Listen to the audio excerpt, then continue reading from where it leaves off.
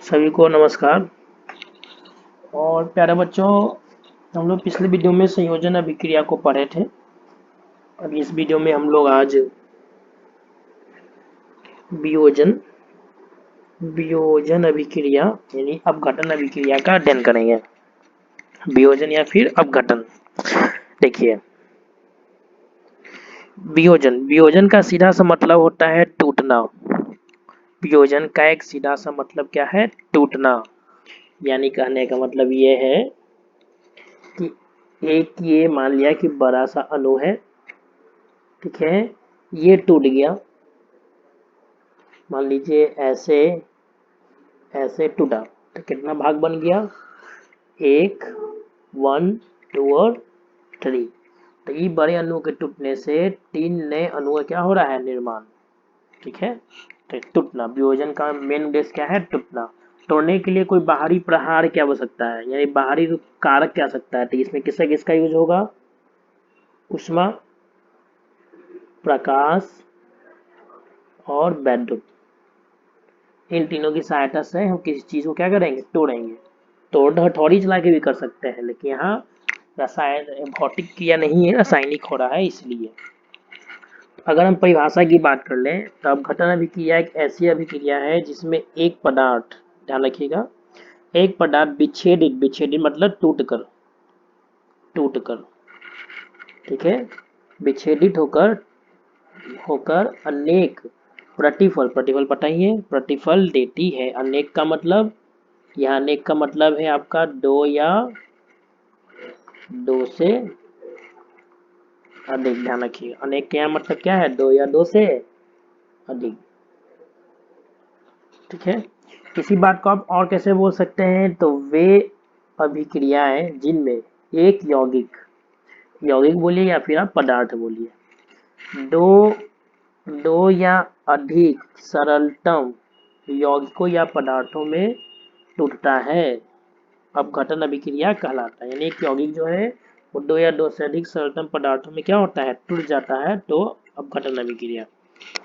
इसी बात को अगर और आप बढ़ा चढ़ा कर थोड़ा सा लिखना चाहे तो क्या लिखेंगे?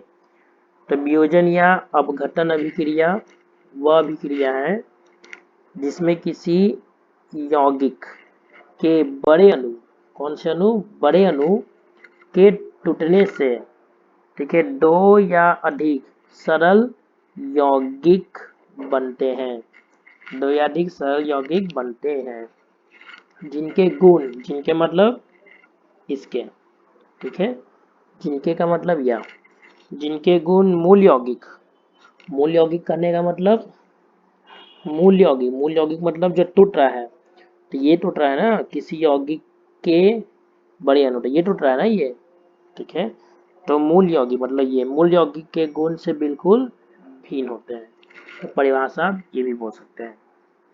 संक्षेप में, वियोजन अभिक्रिया में एकल अभिकारक, एक ही अभिकारक होता है, एकल अभिकारक के टूटने से दो या दो से अधिक उत्पाद बनते हैं। संक्षेप, एकल अभिकारक के टूटने से दो या दो से अधिक उत्पाद बनते हैं।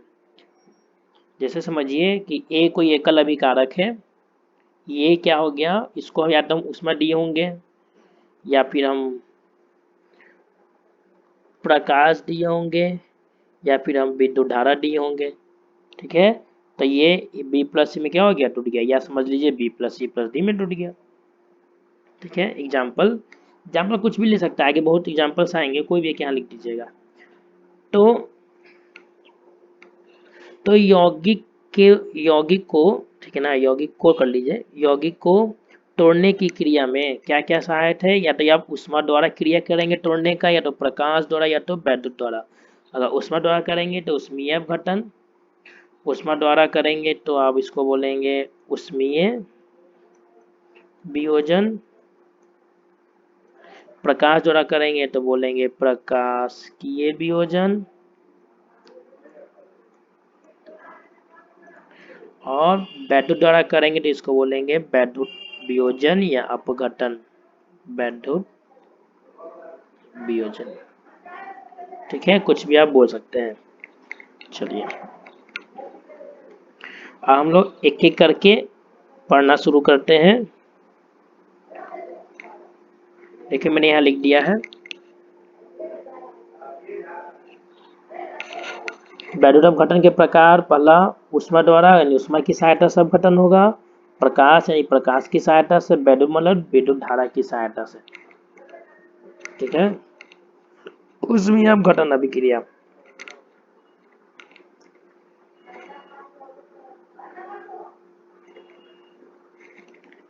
ऊष्मीय अपघटन अभिक्रिया, जब अपघटन अभिक्रिया तापन द्वारा या ऊष्मा द्वारा, ये मेन पॉइंट है, तापन या ऊष्मा द्वारा यानी गर्म करके, क्या करके, गर्म करके संपन्न की जाती है तो उसे बोलते हैं ऊष्मीय अपघटन। क्या बोलते हैं, ऊष्मीय अपघटन। संक्षेप में, ऊष्मा द्वारा किया गया वियोजन। सिंपल, अगर आप वियोजन अभिक्रिया ऊष्मा द्वारा करा रहे हैं तो उसे बोलेंगे ऊष्मीय अपघटन या ऊष्मीय वियोजन, आप जो बोल दीजिए। एग्जाम्पल, एग्जाम्पल बहुत इंपॉर्टेंट है, एग्जाम्पल वो ध्यान देना है आपको। देखिए KClO3, इसका नाम होता है पोटेशियम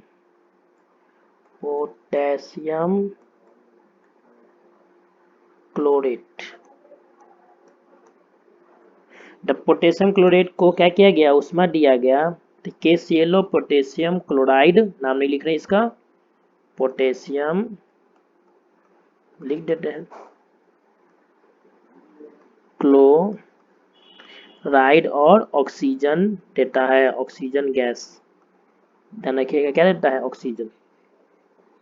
ठीक है, नेक्स्ट एग्जांपल है फेरस सल्फेट, ये हरा रंग का है, फेरस सल्फेट इसका नाम है। ठीक है, ध्यान रखिएगा, फेरस सल्फेट। फेरस सल्फेट में 7 अणु जल है, इसको बोलते हैं 7 अणु जल, 7 अणु जल।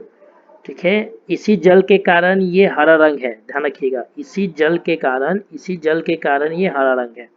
जैसे हम इसको ऊष्मा दिए तो ये रंगहीन हो गया, मतलब ये जल निकल गया, जल निकलने से क्या हुआ, हरा रंग निकल गया। ठीक है, रवा का जल, इसको क्या बोलेंगे, रवा का जल, ये सब ये रवा का जल है, रवा का जल निकल गया। ठीक है,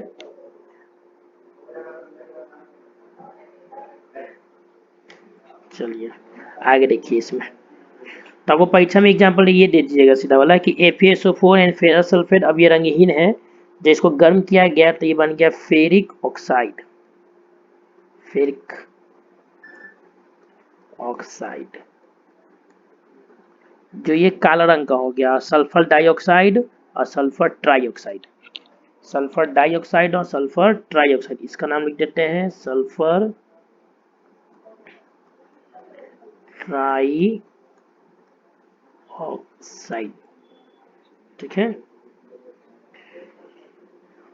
आगे देखिए एक और एग्जांपल है NH4NO2, इसका नाम है अमोनियम नाइट्राइट। NH4NO2 का नाम है अमोनियम नाइट्राइट, नाइट्रेट नहीं, ट्राइट, जिसको गर्म किए तो बन गया बन गया नाइट्रोजन गैस, ये नाइट्रोजन गैस, नाइट्रोजन, और साथ में आपको मिला जल वाष्प, जल वाष्प मिला, ध्यान रखिएगा इस बात को, गर्म करने, समीकरण से भी याद रखना है। ठीक है, नेक्स्ट एग्जांपल है CaCO3 कैल्शियम कार्बोनेट, इसको जब गर्म किया गया तो कैल्शियम ऑक्साइड, जिसको कली चुनाई बोल सकते हैं या सिर्फ चुना ही बोल दीजिए। ठीक है, क्या बोल सकते हैं, चूना, और साथ में क्या मिलेगा, कार्बन डाइऑक्साइड, गर्म करने से। समझ में आ गया होगा सभी को। फिर से ऊष्मा द्वारा KClO3 पोटेशियम क्लोराइड को गर्म किए तो क्लोराइड, पोटेशियम क्लोराइड और ऑक्सीजन गैस मिला। सेकेंड एग्जांपल में है आपका कि फेरस सल्फेट को गर्म किया गया तो फेरिक ऑक्साइड, सल्फर डाइऑक्साइड और सल्फर ट्राइऑक्साइड मिला। नेक्स्ट एग्जांपल है कि अमोनियम नाइट्राइट को गर्म किए, नाइट्रोजन गैस और जल वाष्प मिला। और लास्ट एग्जांपल है आपका कैल्शियम कार्बोनेट को गर्म किए तो कैल्शियम ऑक्साइड और कार्बन डाइऑक्साइड मिला। ठीक है, PbNO3 का होल ट्वाइस, ठीक है ना, इसको बोलते हैं lead nitrate. Lead nitrate, lead nitrate को जब गर्म किए तो ये बन गया PbO, lead mono oxide, lead mono oxide. ठीक है, और NO2 नाइट्रोजन ऑक्साइड, और साथ में क्या मिला, ऑक्सीजन गैस। याद रहेगा, ठीक है, याद रखना ही है। प्रैक्टिस कीजिए, प्रैक्टिस करके याद रखिए, लेकिन याद तो रखना ही पड़ेगा क्योंकि ऑप्शन है नहीं।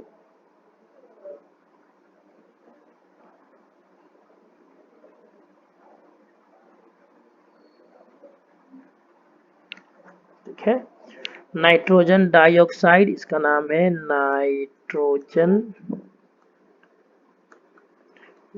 डाइऑक्साइड।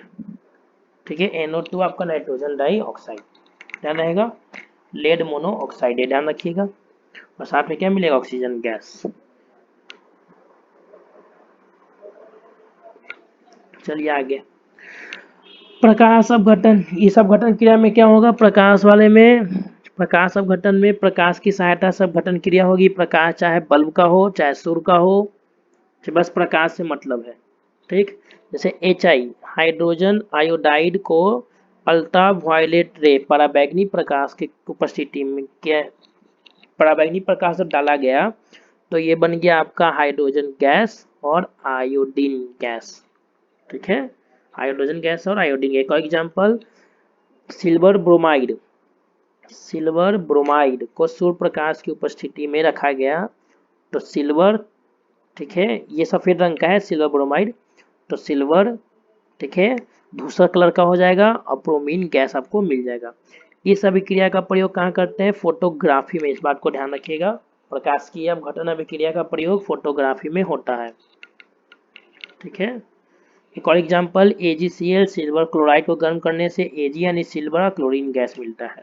ठीक, बैडोट अपघटन पहले से लिख लिए हैं क्योंकि समय से जल्दी जल्दी इसलिए हो जाएगा, और नहीं तो फिर बहुत समय लगता है लिख के और पढ़ाते समय। बैडुट, बैडुट अपघटन, जब घटना अभिक्रिया बैडुट द्वारा क्या कराई जाती है, यानी विद्युत धारा द्वारा संपन्न होती है, तो उसको बोलते हैं बैडुट अपघटन अभिक्रिया। इसको समझाने के लिए मेरा एक छोटा सा प्रयास, याद है क्या किया गया है कि इसमें H2O और H2SO4 सल्फ्यूरिक अम्ल का विलयन ले लिए थे। ये जग ले लिए, ये आपका मग हो गया प्लास्टिक का। ठीक, ये आपका परख नली है, दिख रहा है आपको परख नली, ये आपका परख नली है, ये पोर्शन परख नली है। ये आपका जो है ग्रेफाइट रॉड लगा हुआ है। ठीक है, और ये आपको जो दिख रहा है ये दिख रहा है ऐसे, हाँ, H2O और H2SO4 है। मेन उद्देश्य कि हमको जल को तोड़ना है। तो यहाँ देखिए बैटरी लगा हुआ है, 6 वोल्ट का बैटरी है, स्विच लगा हुआ है, ये रहा स्विच। ठीक है, इस एक जो बैटरी के प्लस से जुड़ता है उसको एनोड बोलना है, और जो बैटरी के माइनस जुड़ता है उसको कैथोड बोलना है। ठीक है, ऑक्सीजन एनोड पर जाता है। ध्यान रखिएगा बैडुट अपघटन में जो निगेटिव आयन जो जिस सॉरी जैसे H2O है ना, H2O में ऑक्सीजन जो है वो इलेक्ट्रॉन लेता है। ठीक है, यानी O2 माइनस बनाता है। ठीक, हाइड्रोजन प्लस बनाता है। हाइड्रोजन क्या बनाता है, प्लस। तो जो माइनस बनाएगा वो हमेशा एनोड पर जाएगा, और जो प्लस बनाता है वो हमेशा कैथोड पर जाता है। ध्यान रखिएगा, एनोड बैटरी के लिए प्लस है, कैथोड बैटरी के लिए माइनस है।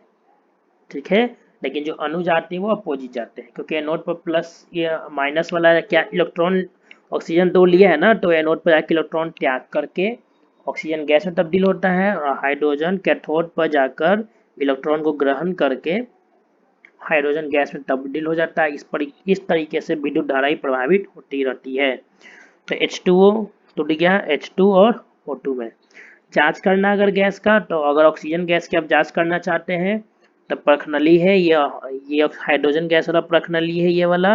आप इसको लीजिए गैस को, इसके सामने तो जलती हुई संठी ले जाइए तो गैस पॉप की ध्वनि के साथ जलेगी तो समझिएगा हाइड्रोजन गैस। और इसके सामने अगर जलती हुई संठी आप ले जाएंगे तो और तेज जलने लगेगा, तो दर्शा देगा ऑक्सीजन गैस, क्योंकि ऑक्सीजन सहायक होता है ना जलाने में। ठीक है, इसी तरह एक और एग्जांपल NaCl। NaCl को आप तोड़ेंगे तो Na+Cl2 में बन जाएगा। बैलेंस कर लेते हैं 2 और 2 लगा के। ठीक है, NaCl में विद्युत धारा, यहाँ भी विद्युत धारा, विद्युत धारा प्रवाहित किए हैं। ठीक है, तो Na और Cl में टूट गया। ठीक, सेम Al2O3 एलुमिना इसको बोलते हैं, एलुमिना। ठीक है, एलुमिना को तो बैरूट अपघटन कराते हैं तो एल्युमिनियम धातु मिलता है, जब एल्युमिनियम के निष्कर्षण पड़ेंगे उसमें और ऑक्सीजन अलग हो जाता है।